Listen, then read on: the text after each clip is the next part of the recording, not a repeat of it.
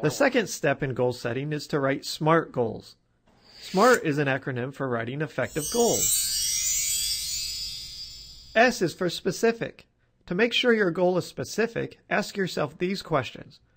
What do I want to accomplish? Who is involved?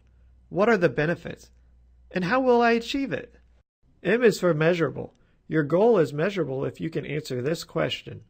How will I know when it's accomplished? A is for attainable. A goal should be challenging, but not so difficult that it's impossible.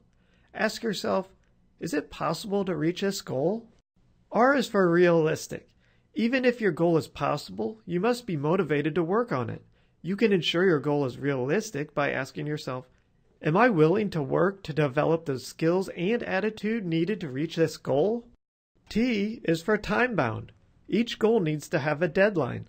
Your goal is time-bound if you can answer this question. When will I accomplish it? Let me give you an example. Imagine that you have a goal to create a collection of 100 Thena doodles. Let's make it a SMART goal by answering some questions.